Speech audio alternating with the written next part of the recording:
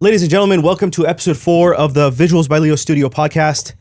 I have a very special episode today. I have to get into the map of where this place is because it's a very magical place for me. We're talking Costco in Garden Grove, right across the street. There is an Old Town city very similar to Old Town Orange. You drive into that at the first intersection. If you look to your right, a very big building that is home to a very magical place known as the Gem Theater. I have with me today two very special guests, Damien and Nicole that are the owners and co-founders of the Gem Theater.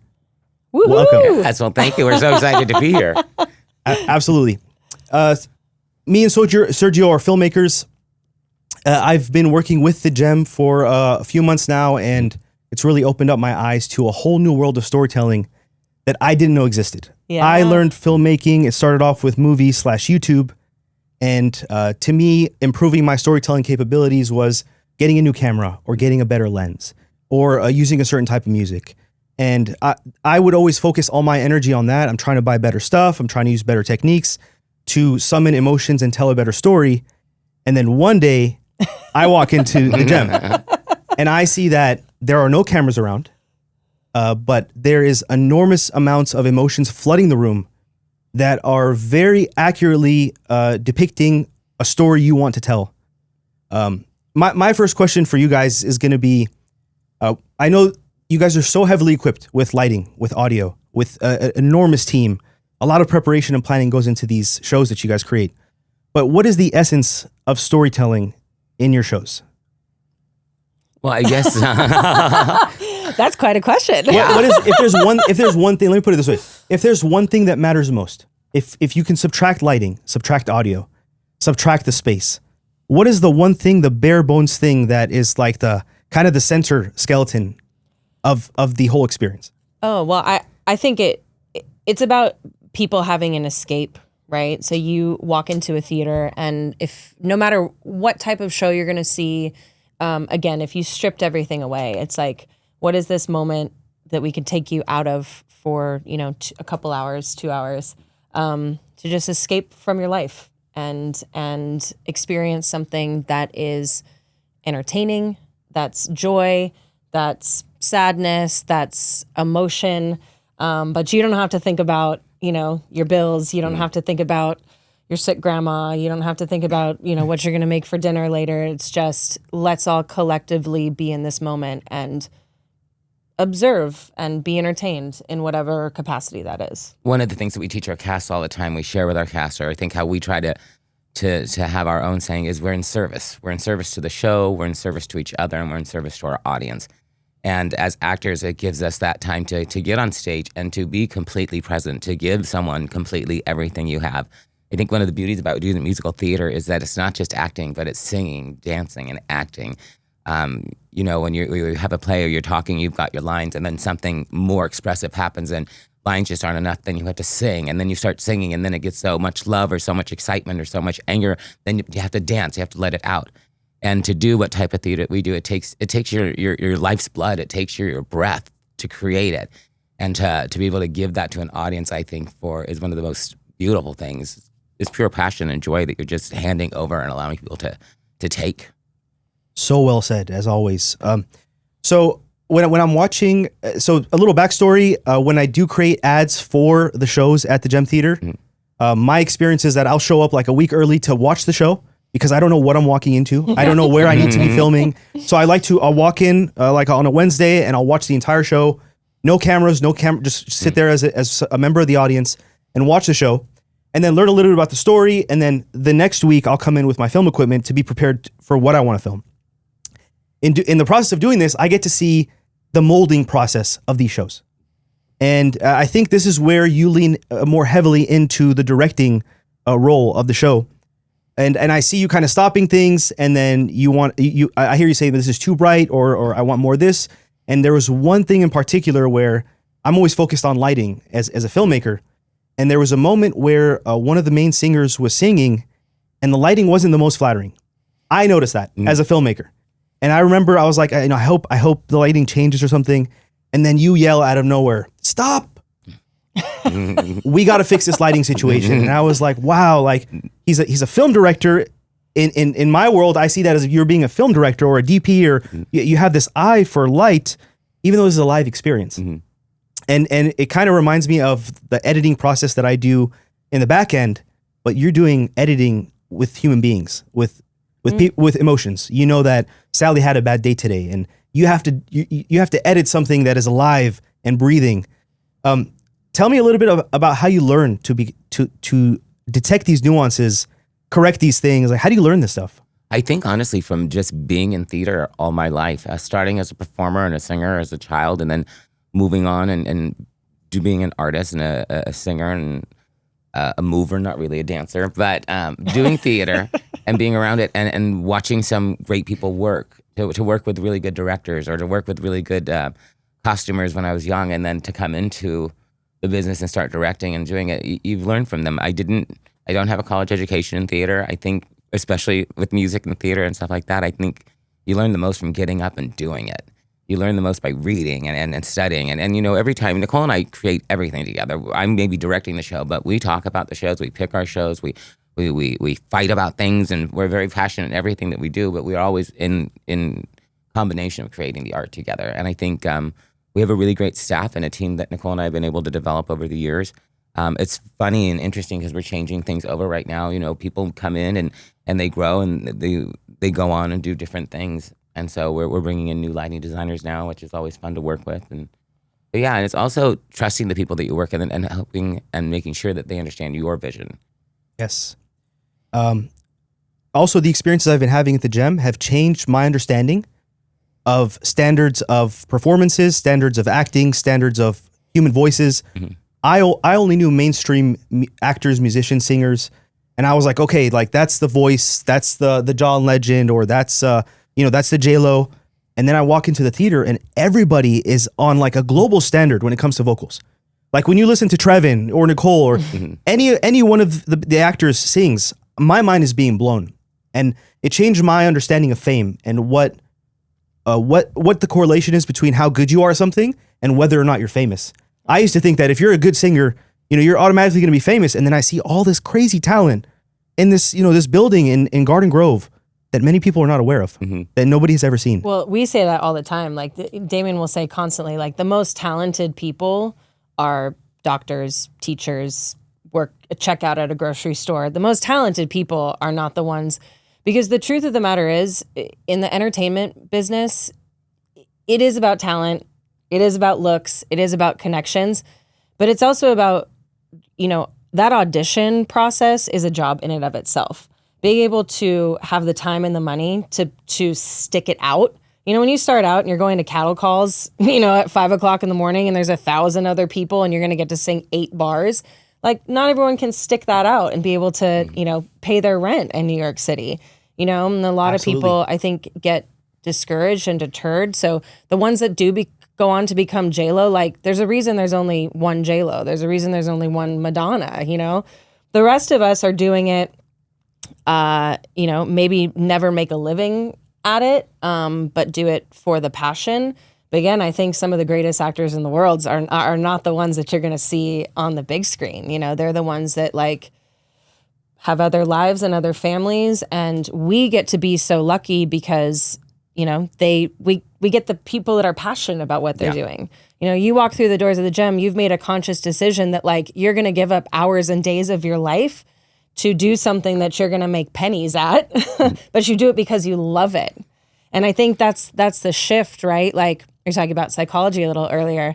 There is that whole premise that once you start getting paid for something, once something becomes your job, you lose some of the passion of it. And so we still have that really lovely balance that like, yes, these people are so talented. And yes, maybe in most cases better than some of the people that you see on Broadway or in films. Absolutely.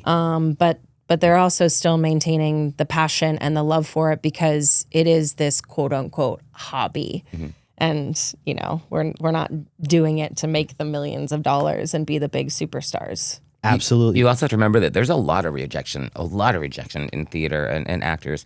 I read this article one time that actors who, because you hear no all the time, and it's like you're not talented enough, you're not this enough, you're not. this is the last bastion. You might be too blonde, too tall, too short, too fat, too wide, not fat enough. Your It's a boobs physical might too thing. big. It's so a huge scary. thing. And how does this person look next to this person, or how does this person act next to this person, or what is the variation of the story that I'm telling, and how do we fit them into it? And you look at all those things, and you hear no, no, no, no all the time. It really beats some people up. Well, and that's so true. Like when we go to cast a musical, right? It's like, sometimes you're pairing up couples. Well, you might be the best guy in the room, like the best singer, but like you're, 4 inches shorter than the girl, and like that doesn't work. Doesn't like, yeah. It's like sometimes it comes down to dumb stuff like that, and it's like Yeah. that could make or break you going on to being, the superstar. So you have to go back to, I think, the foundation of like why you're doing it, and what do you want out of it. It's an entirely different path to go on to become a superstar like that than I think what most people are doing. And I think that like, for actors, it's very, or you're an artist, the passion that's inside of you it moves you. And I couldn't imagine not doing this. I don't know what my life would be without this. And it's such a gift and a burden at the same time, because it makes me crazy sometimes. Like, well, you've seen me in directing. You've seen me. I love it. I love every second of it. I want to do. Don't encourage him. I want to do a reality TV style segment of just Damien directing. Oh, yeah. Just live you up. I'm gonna have a little lens in the corner because it's so legendary. And again, you're editing in real life. You're dealing with human beings, emotions. You're selecting. Well, I think one of my favorite things about you is when you first came into the theater and we were rehearsing and we were doing the Judy Garland, and you didn't realize that Nicole was acting. All of a sudden, she picked up the vase and threw it and started screaming, and you just real slowly started walking away because you thought that we were like fighting or something. I'm like, no, I mean, we do have those fights too, but you were just like, but like, isn't that great? Like, that's where we're going back to the whole passion of everything. It's like, it's so amazing to watch that created and to be able to stand there and like literally stand next to her and say, now do this. Like, and it's amazing to do it. And I think it's a teamwork to create the passion, to bring it all come to life. Absolutely love that. It's good to see that it tracks from every other like category. Like what you're talking about, Nicole, is the same thing with me. Is like, I love film. I love Steven Spielberg. I'm not going to be doing any Hollywood movies anytime soon. But why am I still doing it? And it's like that same passion. I do wedding films mostly, and I get this level of high whenever I finish one and they're happy about it, that I'm like, I want to do another one. It feels like it's the same thing with you guys. Like, you guys just have this passion for distracting people's reality, and just for them to come and enjoy something and escape for those 2 hours is like, I think in a way it's almost like more important, the people that are doing the wedding films, the stuff for the real people. I think there's such a sense of like seeking authenticity. I think for a long time there was this divide of like, Steven Spielberg's up here and I could never do that, so I don't count, and this is just a hobby. And it's like, no, you're maybe even more important that you can bring, stories like that to life. Not to say that like he's not brilliant and hasn't made a great impact on the world. right. But I think sometimes we get sort of shamed into feeling like we're not worthy and we're not good enough. And it's like, I don't know. I think that authenticity and that acknowledgement of real people and all kinds of different stories is maybe even more important, and kind of what we're seeking in the world today. I don't need to go to therapy after this anymore. That was good. You've done great. Thank you so much. I feel awesome. So one of the processes I go through when I first take on a new client and try to make a video is, who's going to be watching this video? Who's our target demographic? And I struggle with that with the gem because it's such a niche thing. We do too. It's such a niche thing, but it's so incredible. I want everyone to be watching this. And I was thinking, as it relates to myself, I'm currently single, but when I do have, Did you hear that, everyone? Cough, There's cough, going to be a line that's when the this ultimate video motive. comes out. His phone number is going to be at the bottom. on the lower third. At the top, on the sides, column. Thank you so much, guys. You helped so much with that. But I'm thinking that, when I'm married, I think the most outstanding date is going to be the date where I book, 2 seats at the Gem Theater and watch a show. I really mean that. And Sergio, when I was sharing about this podcast and how they own a theater and how it's such an amazing experience for me, you said that you've been to theaters before. Well, yeah. How does that fit in your life? When do you go to a theater? Man, whenever I feel like I need a break, exactly what Nicole is saying. Whenever I feel like I need to escape from my reality and everything that's piled on top of me. I need to go be able to enjoy a show. And I'm not picky on like what show. Any show, if there's heart into it, it's gonna be an amazing show.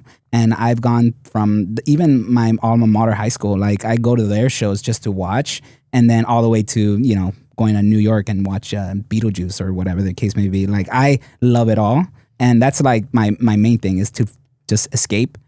And then the same feeling is as soon as I'm watching it, I'm not thinking about anything else but who can I bring so they can watch this that's great. too. Yeah. We need Absolutely. that. We need that. Yeah, no, our audience is very, very wide. A lot of reasons why. So we used to have the Civic Light Operas, which was they were a huge thing, and they were big theaters. And a lot of reason why they went down and closed was, number one, theaters become very, very expensive. But number two, their patrons were older and they didn't Cultivate a younger audience. And so their patrons literally died, and their ticket sales went down. We're really lucky. We have a range of people and ages that come, families that come, seniors that come, groups from. It's wonderful. I think one of the things that I find the most though is that if I can get you in the door once, I promise you're going to come back. And we have that so many times. People walk in the door and we always hear, "Oh, we didn't know this was here." And you can always see like they're a little leery when they walk in. And in intermission, they're grabbing us saying like, "Oh my God, this is so good. We didn't know that you produce theater like this. We didn't know." And the fact that our theater is only 158 seats, it's so intimate and beautiful that you really are part of the story. We have 14 rows? Something like that? Yeah, so it's a perfect, no matter where you sit in the theater, it's a perfect place to be. And it's not just seeing a show, but it's you become part of the show. You're developed into the show. You become one of the characters in the show. Because it's all around you. We have live musicians for everything. It's always live. Everything is it's so, like you said, it's an intimate, beautiful space with the lighting and everything else. And our audiences really are just happy and so joyful. And like Nicole and I have done it now. We're going on 21 years now. It's insane. Yeah, I think one of the biggest things is the lack of eyeballs that know what's out there. I didn't know you guys had this until I met Leo and he's telling me about it. I'm already thinking about going on the website and checking out what's there. And the saddest thing is that like so many theaters, they don't have an audience, or when we only have 158 seats and there's 20 open seats a night. It's not like Nicole said, we're not making millions of dollars. The money's going back into the show. When we first started doing these shows, they would be like $12,000, $15,000 per show. And now our costs are going up to $70,000, $80,000, $90,000 a show, sometimes over $100,000 a show. That's insane. Wow. Yeah. But I see it. I look at I'm in lighting. I see the lighting setup you guys have, and it's outstanding. I see the amount of manpower that's there. I see just the lav mics, that the whole audio system. Everything's insane. The amount of such a huge investment. Well, even before you get to even like buy the first costume or hire the first musician, you have to pay these rights for the rights companies, and the rights have gotten exorbitant amount.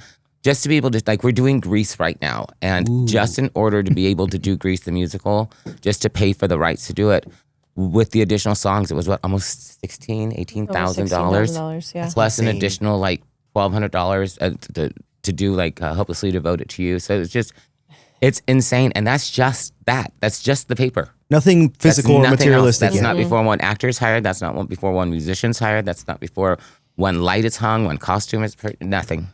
Wow. Yeah. Wow.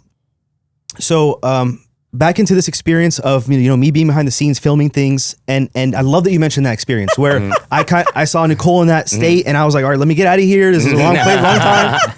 And then nobody reacted, and I was like, okay, I guess that's okay. I guess we do that here.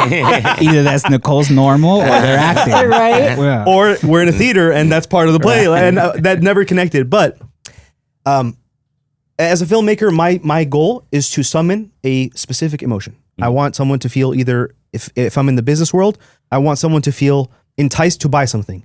If I'm in the storytelling world, I want someone to feel happy, sad, emotional, whatever that emotion may be.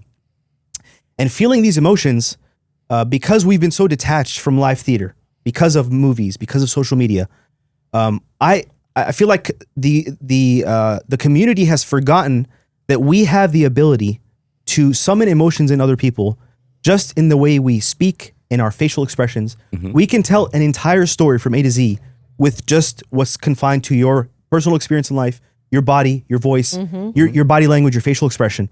And I, for some reason, only realized that in that in that experience. I was like, okay, so all this camera stuff came later on. The camera stuff allowed us to broadcast things at a much wider scale, but storytelling was way before, like narrative storytelling, the way you guys do it is way before a camera was even invented. People were doing this, I assume from the beginning of civilization, where people would sit down and people would huddle around over a fire and someone would kind of go through the motions of the story and make them feel frightened and make them feel happy and then make them, bring them through a catharsis in the end. And one thing that actually hit me in that moment was that I remember the older generations, like my grandpa, my grandma, they had theatrical aspects to their everyday character. They had certain jokes. They had certain ways they told stories. They were very expressive with their body language. And I think because in their time, the dominant form of entertainment was live plays. They all knew the popular, theater people that would kind of, they were the lead, singer or the lead actor at the time. They all knew who they were. They've probably been to 2 or 3 of their shows. They were inspired by that, and they were. It was revealed to them that there's a way for you to be kind of you can provide a theatrical experience to your wife and kids, to your neighbors, to your guests. And I feel like now, in contrast to that, with social media being the dominant form of entertainment, and it's short format, it's very empty. There's no real value to it. I feel like people are becoming that way as well. Yes. Oh, I agree with you. Yeah, absolutely. You look like what you just said. In the 50s, 60s, 70s, up into like even, it was like late 70s, musicals would break out and be like, a song from a musical would be like one of the top 10, it's like the hits, like, and people would listen to it. Or you look at people like, if you look at any old 70s like TV shows, nostalgia, all the Ethel Mermans and all the big Broadway stars are on the TV shows, they're on the variety things. You look at the, Carol Burnett show, you look at all that, and then you see it slowly start to go away in the 80s. And then, you have those. Theater just used to be so accessible and so beautiful. And like you said, there wasn't a lot of talent. There wasn't a lot of movies. You look at some of these old musicals, they're like 3 hours long with overtures and entr'actes because it was some of the only entertainment that people had to get to go see that was open. And to be able to produce it now, I always think about honoring what came before us and why it's there. And like you said, the storytelling. And we love to do like an older show at least once a year so that our actors can learn, like, this is what a war horse is. This is a gypsy. This is a... Sound of Music. Well, I never do Sound of Music, but but here's a Rodgers and Hammerstein piece. Here's Oklahoma. Here's something like that, as well as doing like the silly fun things like Avenue Q or Grease or stuff like that. But yeah, it's all about giving your story. It's all about being your word and relating emotion, and it's emotions that we all have. We just tell it through song and dance. When you think about it, it's one of the stupidest things in the world. Honestly, we go into this big room and we have this big stage, and we say lines that someone else wrote, and we sing songs that someone else taught us, and we do dances that someone else taught us. We do it in front of each other. We do it, and we applaud. Did they laughed at me tonight? Or oh my God, they didn't like that tonight. It's so stupid. We put on someone else's song, and we go out and we do it, and then we do it like 30 times. Every Thursday, Friday, Saturday night, we're out there doing it. Me. But then you really look at it, and where the real joy and beauty in it is, number one, like I said earlier, it takes your life's breath to create this art. And number two, to see the joy and the excitement in people's eyes. And I always tell actors, I think it's so important because there is that moment in your life where you saw someone on stage and you felt it for the first time and you went, I want to do that. And I'd love to tell our actors, especially our younger actors who are college actors, who kids are really trying to figure out, is this what I want to do? When was the first time that happened to you? And who do you get to do that to today? What kid's going to sit in that audience today? Who's out there who needs to be taken away? Who's going through sadness or sorrow right now? Who's sick right now that just needs to laugh for a couple of hours? Who lost someone? When my mom passed away when I was younger, I would go to the movies all the time, and that was the one place that I could just sit in the dark and not think about anything. So I think about that for our audiences, and to see that, and that's what makes going out on that stage wearing someone else's costume and being goofy, it makes it so valuable because you're giving completely of yourself. And you're giving without anything else but wanting to make someone else be better. And you don't get that a lot in the world. And, I catch it in myself a lot when I'm like in the car driving. I'm a very angry driver. I don't know why. I'm like, why am I being this way? Or very slow, angry driver. Oh, boy. Or like if someone's in the grocery store and they leave their cart in the middle of the aisle and they're not thinking about anyone else, it just pisses me off so much. And I'm like, can't you just think of someone else? I'm like, okay, but just be kind, be giving, be everything that I You know, Nicole reminds me all the time. She's like, you tell these people, these actors to have a bigger picture and a bigger thought to be in service. She's like, think about it for yourself sometimes. Because, you know, we do. We get into our heads. You were talking the about, bass. yeah. Oh, please. So a lot more than bases. Okay. No, it was when we were doing End of the Rainbow. End of the Rainbow, and there's a part that Judy Garland gets upset and throws something. The most spectacular thing I've seen in my life. Well, Nicole is phenomenal. Nicole's a Unbelievable. phenomenal actress, an amazing singer, an amazing dancer. She really is such a. Watching Nicole do that, like I said before, it was like a masterclass in the making. It was just watching her as another actor or performer or a director, just see what she could do and become that. And to watch it from the backside of it, to see how terrified she was to do it. It's amazing. And again, like that's just true art. And for not just our audiences to see her do that, but our other younger actors and our actors in the theater come to buy tickets to see her do it. Inspiring. It's inspiring. And it's very rare that you can be so inspired by someone so close.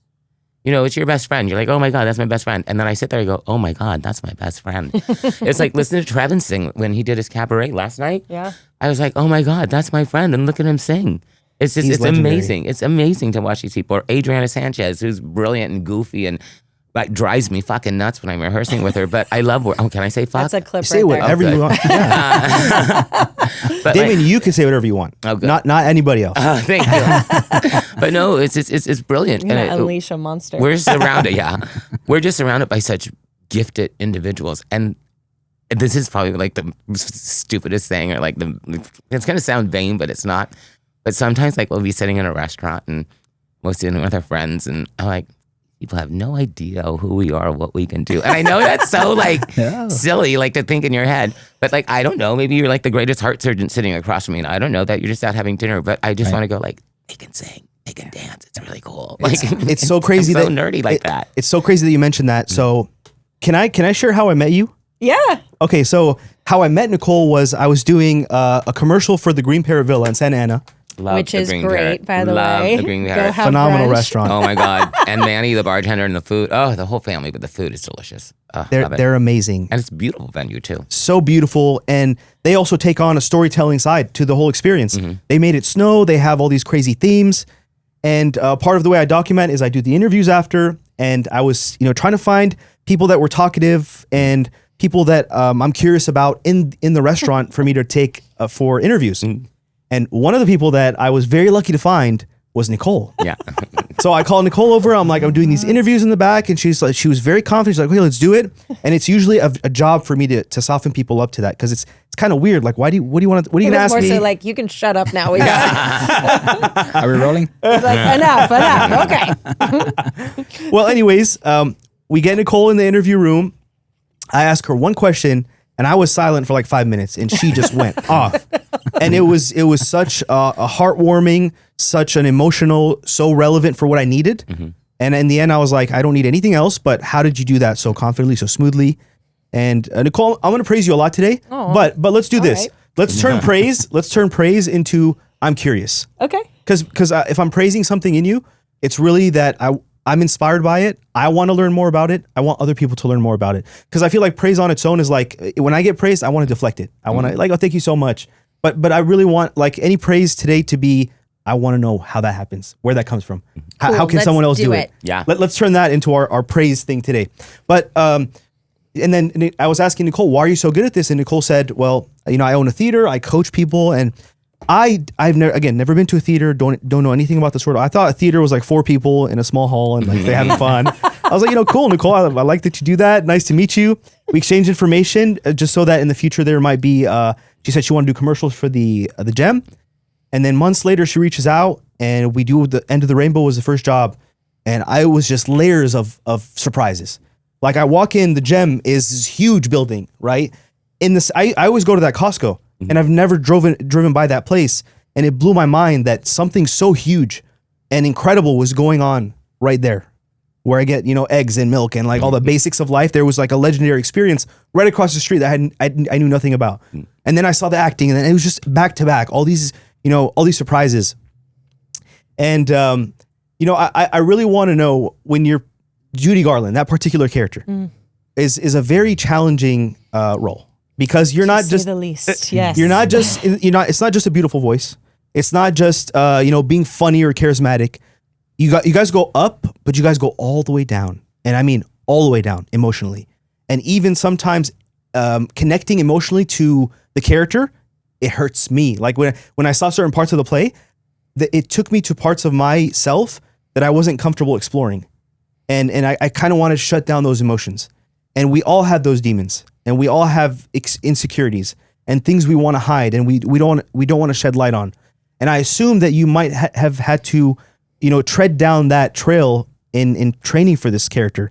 What was that like? Just for some context, the show is called End of the Rainbow, and it's a play written by Peter Quilter that has about 10 Judy Garland songs in it, and it's essentially takes a snapshot of a true time in her life. She did a concert series in London about 6 months before she died. She's a real character. The Mickey Deans, who played her fiance, then her husband before she passed, is a real character. And she was in The Wizard of Oz? Correct, yeah. And was a massive star throughout her entire life, an incredible catalog of films and concerts and music.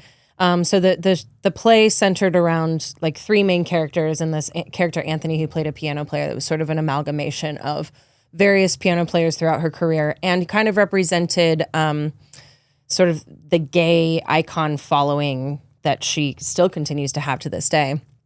So in approaching the play, obviously it wasn't, I don't know. I still struggle. You hear different stories with like, this is totally accurate to how she was emotionally as a person. This is how she acted. It's wild. I mean, it depicts very raw alcohol and drug abuse, incredible emotional abuse, and then also this like brilliant talent and this person that struggled very deeply in life. And so you hear other accounts that like she wasn't like that at all. There's violence. It's incredibly emotional. On top of just the body of work, I mean, in my little script, I had 80 pages of dialogue. Wow. And I've been, we did a play back in 2009, but since then, like, I've done. We do musicals. We do musicals, which is a very different medium than doing plays. And even though I had music to sing in the show, yes. Okay. We're 99.9% musicals. That's a very different approach to like the art form. There's, like Damien said, in a musical, you've smaller amounts of dialogue because the emotion gets then transferred to the song, and then it gets transferred into the dancing. And a lot of times you're playing a little more larger than life characters, just for the sense of, making the whole thing exciting. Mm-hmm. So coming in and not only tackling who Judy was, because I knew very little other than like, oh, of course she's Wizard of Oz, and of course, knew, but she had passed away in 1969, so years before I was even born. Tackling the technical aspect of like, I have to learn all these lines, and then how would she have, like the physicality for me is always a big part of it. So kind of honoring how that person, the cadence in which they spoke, their body mannerisms, how would she have reacted in these moments? And then what does the dialogue tell us? What does the scene tell us? Which sometimes goes against what your natural instincts are.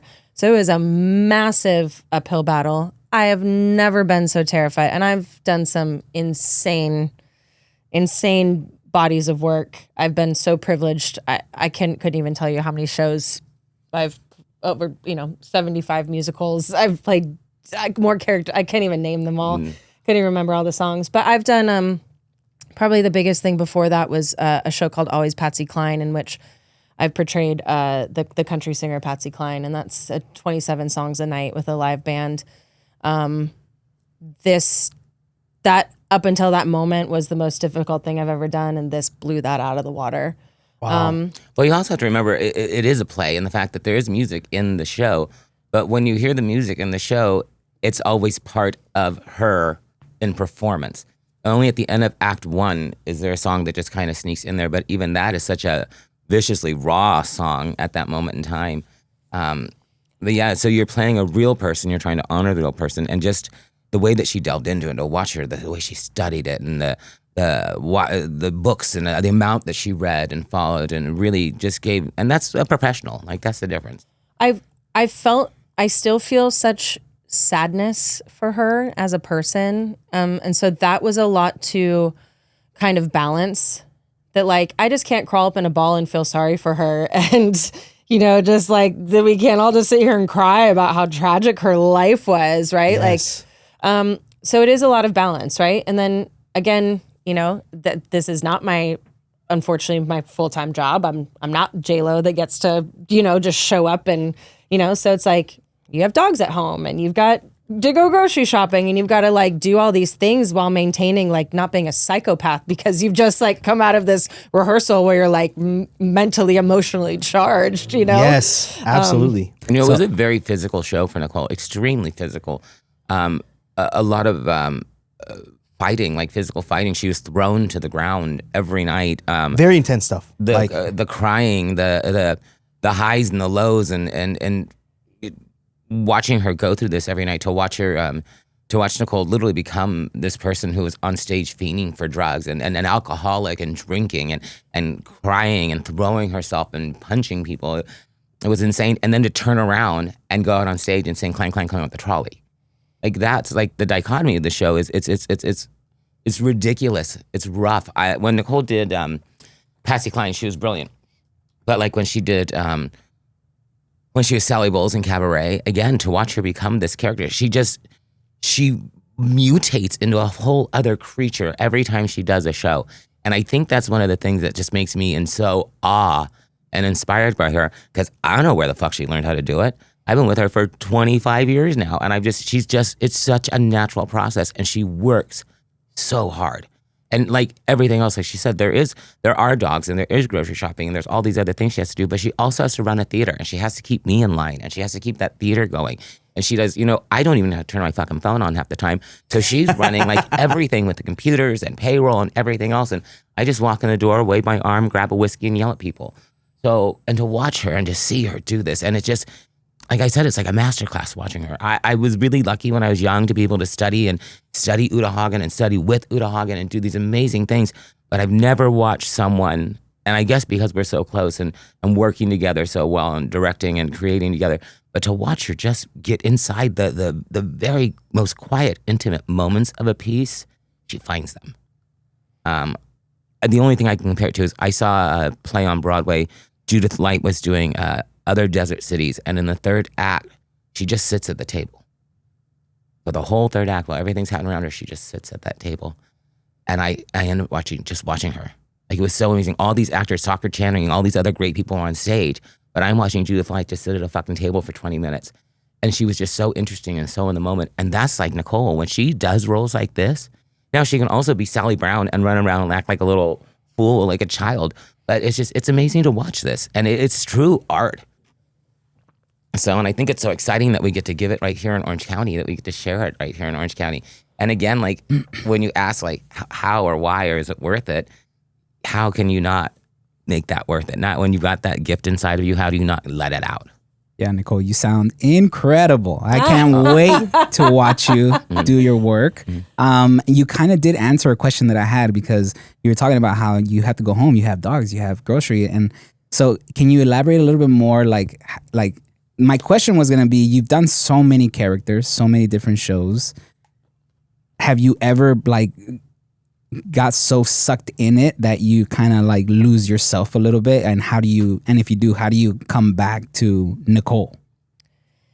Yeah, I think the really cool thing about theater is like, it's such a community and there's such camaraderie. You really have to, you're on a team. You really, even if you're doing a 4-person show or a 30-person show, you gotta trust the people that you're with. And like, you become such a family so quick.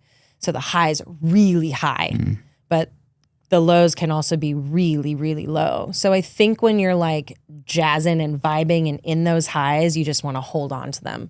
So sometimes you're doing a really fun show and like, yeah, you're going out every night. And yeah, you're hanging on to as long as you can, and you're going out dancing, you're going out to Azteca, and you're doing karaoke after the show. And, you know, you just like, it's a party, you know, for that 6-week run or whatever it is. For End of the Rainbow, it was not that for me. I could not process what was happening and what I was feeling. And I was trying to be as conscious as I could. I think a lot of it comes from, you know, experience. I've been doing this for 35 years. Wow.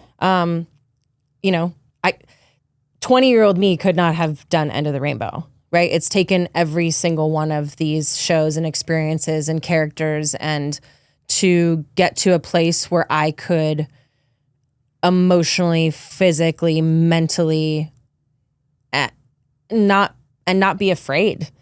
But I also very much like had to protect myself. So I didn't see people after the show. I went home. Like there was no drinking, there was no partying. Like I was in too much of a fragile state, and it just had to be really protective of that. So yeah, I'm also like, I was very, very painfully shy growing up. I still have moments. Wow. Very introverted. And I don't think it was until, it's funny because, but I always thrived on stage. Like I was always like super, super quiet, super shy, but like give me a role on stage and I will up there dancing, singing, being goofy, like no fear. Cool. But then when COVID happened and we went on YouTube and did Cocktail Hour. which is, guys, you have to check out Cocktail Hour. I think there's like 38 episodes. Legendary. Including a 3-hour countdown to New Year's Eve we did one year. It's fantastic. There's a USO show that's great, the ABBA show. Mickey Mouse Club. Yeah, so fun. But Damien and I, all of a sudden, like, he's always been Damien. All of a sudden, I was like Nicole in front of people. And I didn't realize until we were like deep into that experience, like what that exposure was going to do for me. And I think that helped a lot too, heading into the End of the Rainbow, being okay, like protecting myself and saying like, no, I just gave you 2.5 hours of my life on stage. Like, I'm not going to come out to and like shake your hand after the show. Like, I don't have anything else to give. So that's helped a lot, like that maturity and that learning. But yeah, not everything requires like being so protective, you know, like the cast of Grease right now is having a ball. They're going out and like, awesome. You know, because it's like the stakes are so low. It's like emotionally, you're totally fine. Yes. You know? But for that, yeah. And so it just depends on the moment, depends on the role and kind of how much bandwidth you have to give with what else is going on in life too. So where do you do and what do you, or where do you go or what do you do for you to escape? Like we go to your show to escape. Oh, that's a great question. Yeah. The gym is a great like mental, physical. Like I grew up playing sports, so like I still like very much crave like if I'm not doing enough like physically to wear myself out. That's which your roles require so much fitness. Like that Judy Garland, you need to be really fit to handle that. I think that's the thing too. Is like I think. You know, theater, much like dancers, they get so pushed aside, like, you know, they're not athletes. And I'm like, I think the endurance required to do a musical is like far beyond, like, we'll go head to head with any football player. 1,000%. 1,000%. Yeah, so that's a big one. Other work, like to read. You still love film? Travel. Like, do you like to watch film as well? Oh, you absolutely. study it or you just like to enjoy it? That's great. Yeah, love to enjoy like TV shows. Yeah, decompress all that way. So you guys have a very unique relationship. Mm-hmm. Like you guys are one person. When I see Damien and Nicole, it's this yin yang energy. Go ahead. You know, it's coming out. I met Nicole when she was 15 years old, and I was I'm 10 years older than you. I was 25. Wow. I was her director in high school for the High School Musicals. The first 2 times she auditioned for me, I didn't cast her. And then we just became friends. I mean, I wasn't that much older than her, and we just became friends. And then I had a little tiny theater at the time in Costa Mesa, and it was Nicole and a couple of the other kids that were kind of wild in high school. So I would make them come over and do shows with me or run a spotlight or just, and then this is how we became friends. And then one thing led to another, and I had lost my little theater in Costa Mesa, and I started directing other places, and Nicole's come along with me, and then we just decided we were going to open our own theater. I had already been performing way before that, and I'd stopped performing. And we've just been together, and it's interesting. We've lived together. We're best friends. She's like a sister to me and like a mother to me. We create this art together. There are times that like you don't even know like what we think of each other. We call each other on the phone and text each other all day long. Wow. I don't think we could ever live together again, but no, it is. But even like when she first moved and she moved to Long Beach, it was just too far. It was just 30 minutes, and I don't like to drive.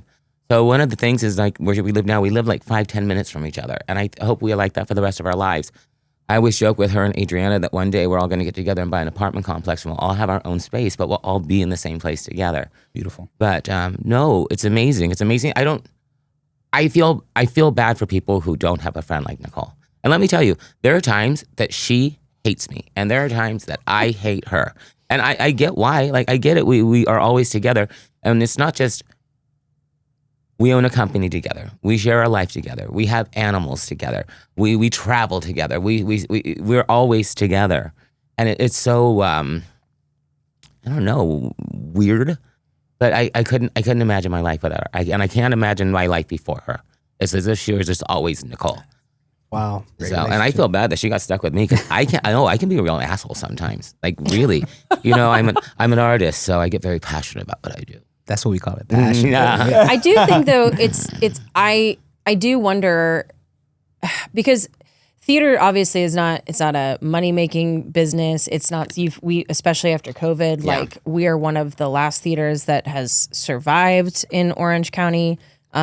We've been around we've been doing this together for over 21 years. Like It's insane. there aren't a lot of other stories like that. And I tell people all the time, like, oh, I want to start my own theater company. I'm like, don't do it. Don't do it. Like, it's a terrible idea. But I think the fact that we are so different, like we have such different perspectives in Everything. where we grew up, who we are, just the he's a man, I'm a woman, like just such different perspectives on life and experiences. But that combined, I think, has maybe been what's created our longevity and sort of our superpower in doing this, and that we never had a plan. Yeah. Like we never sought out to we just wanted to do shows. And So each one of us bringing like our own unique experiences to it, and still now in what we do and like in our separate lives and how we bring that back, I think is maybe what gives us the advantage over people that are just like so narrowly focused or have the same lifestyle or vision or come from the same background. It's like we continually on a daily basis have different perspectives. Yeah. So And I think one really, really cool thing is we both do have this same thing in our core being and our soul, where that we cuss like sailors. well, about that too. But like, no, we can do anything. Like, you're not going to stop us. You can say no. We're going to do it. I might kick and scream and throw a tantrum at first, and she might yell and have to pull me by the hair, but we're going to fucking do it. And it's never been like, no, why couldn't we open a theater? Why can't we keep it going for 20 years? Why can't we make a musical? Why can't we do this? Like, who's going to stop us? And it's just that determination, and we just keep going and trucking along. And it's Stubbornness. yeah, it's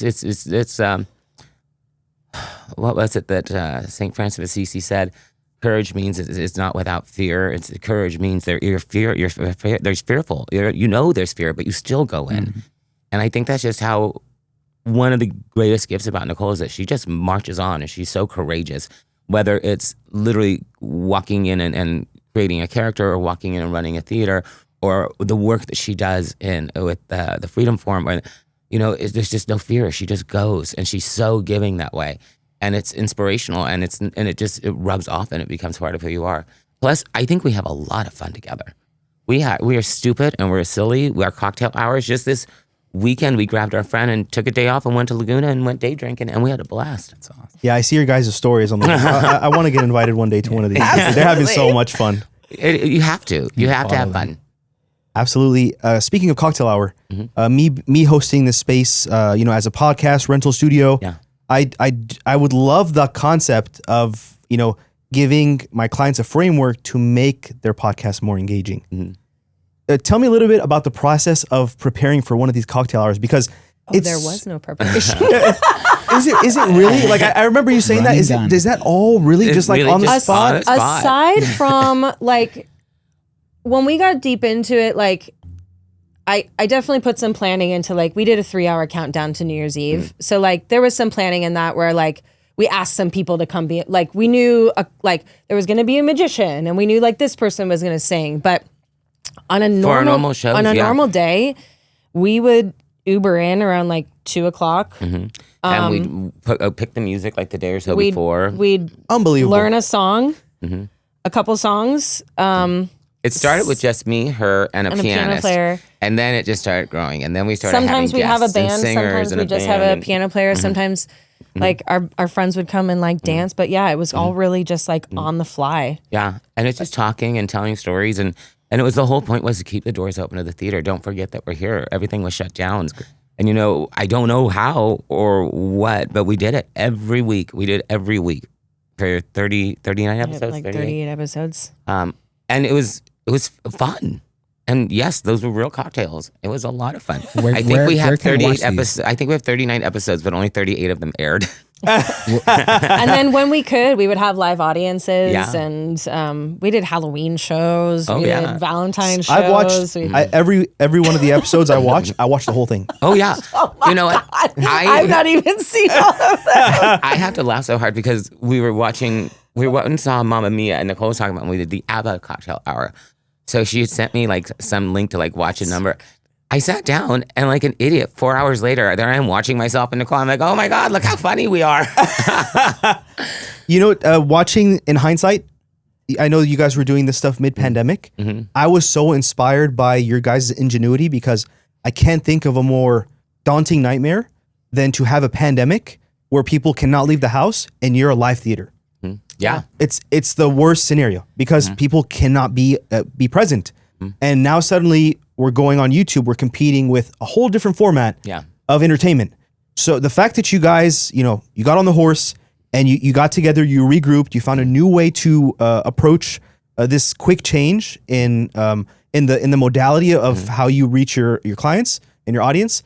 I really respect you guys for that. And I was very inspired by the way you guys handled that. Well, I think that goes back to the whole thing, like I was saying earlier, like no one's going to tell us no.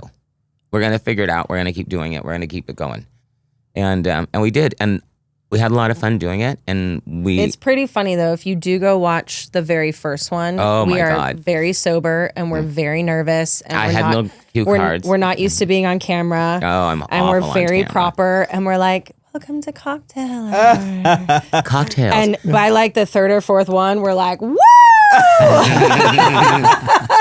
Just silly. And I think what resonated too, going back to like this, why things like this work is like the authenticity. Like we would keep it in. Like if one of us messed up a song, we would laugh and we would start back over again. Or, you know, you'd chat with the band. Everything was unpredictable. Like, and so I think that's what made it really fun is like, let's just get out there and be silly. And we had a good time. Like we brought some casts of shows back to revisit some things. And like, we tried to keep it fun every week to get us through that. But it was fun for me because like growing up in the 70s and the 80s, like you'd see like the Dean Martin roast or this Carol Burnett show or this silly like goofy, you know, Jack Parr or, you know, just the late night talk shows and stuff. And it was like all of a sudden I'm like, oh, it was our TV show. And we just have so much fun and play and be silly on it. And then we did like a lot of good too. We helped people adopt dogs. We made people aware of a lot of issues that were going on. We did an entire Pride celebration and lots of cool things. Too. Lots of fun episodes. So where can I and everybody else watch these? Cocktail Hour at the Gem on YouTube. Yeah. Legendary stuff. I have to catch up. Yeah, you're gonna love them. So entertaining. You can skip the first episode. And at one point in time, I think it's in the first episode, while Nicole's singing, you can hear me. Yes. They didn't turn my microphone off while I went to the restroom. That is hilarious. So you hear she singing her song, and you just hear me open the And door. if you know, hear me pee, if hear you me know close the door. theater, like those, like the sound of the the bathroom door How it creaking, opens or and like everything. It's very characteristic. like you know exactly what that is. Yes. Yeah, Yeah. that's I totally forgot about that. That's so funny. Can we pay for the 39th episode? we might have had just a little too much to Oh, drink. boy. Was that our welcome back Patsy Cline night? There was one night that they did have to stop and say like, we have to come back. Like, Oh, you yeah. guys, like we're They done. they You did guys stop have to us that. And you guys, because a lot of it's theatrical, I don't know how extreme would it be for them to have to draw the line right there? Yeah. That was pretty it was extreme. pretty extreme. But it was also cool too, because we would order in food for everybody that was coming to work on the show. So we kept a lot of the restaurants in Garden Grove alive. Yeah. Louis and Azteca, and like then they would send us liquor, and Yeah. you know we would. But like so it was a really great like symbiotic relationship of like we all have to survive, and so like you know order takeout from Louis, and here's the cocktail we're doing tonight, And everyone's benefiting each other. Yeah.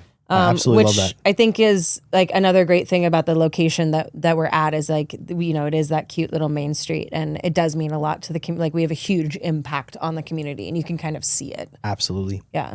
What's on the horizon for you guys? Well, show-wise, we've got a couple more shows left of our season right now. Yeah, we're in Greece right now through July 20th.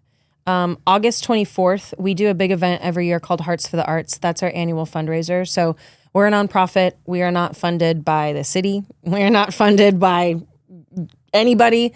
So we rely on ticket sales and Private donations. donations. So Hearts for the Arts is our big fundraiser where we reach out to the community to get items for, you know, silent auction. And this year we're going down to the winery in Newport Beach. It's a beautiful restaurant that overlooks the harbor, and big black tie event with a live band, and just to raise as much money as we can to keep the doors open. And then in September, we open Avenue Q, which is a super fun musical Oh my we God, did it's in so much fun. 2022 that we're revisiting. It's Can't basically if Sesame Street was real dirty. Yeah, it's a very not politically correct show in any way, shape, or form. And sorry to cut you off. I love that about the theater. oh yeah, I love that. And I that's feel not like all so theater. free. So I feel like so open-minded. Like so many different types of people. You can curse. You could do this. You could like. I love that openness. I love that freedom. I love the reality of that. We try and build our seasons around like, here's, you know, Grease is a big fun show that's just selling out because people know the name, right? And they're having a good time. You can bring your whole family. End of the Rainbow was obviously something incredibly artistic that was something that no one had ever seen and done. Avenue Q is like very adult. So it's like a great one to bring like maybe a non-theater person to, but you're going to come, you're having a live band. You're going to have the bar. You're going to, you know, see a great show that's going to be a comedy. And like, you don't have to have this like experience, you know, being in the theater to appreciate, you know, something like Avenue Q. And then we close out this year with a show called The Holiday Gem, which is an original holiday show that we created back in 2010 yeah. and has since gone through many variations and now has a fully fledged script that myself and a friend, Chris Harper, have written. Damien plays Santa Claus. It's a great show. We've got tap dancing Santas. We've got elves. It's a great story. It's a super fun holiday show with all holiday music that you know and love. Yeah, and the beautiful arrangements that we arrange ourselves are gorgeous. This year we're bringing in a big band to be part of it with us. It's a really fantastic, fun show. I do play Santa Claus. It's the one role I absolutely hate playing, but I do it because it's fun and the audience loves when I go out. I was gonna ask, is it a happy Santa? But He is glitter. There could be many to Santas, the yeah. That's nines. Santa Claus is You've this never close seen to a bigger drag eyelashes on a Santa.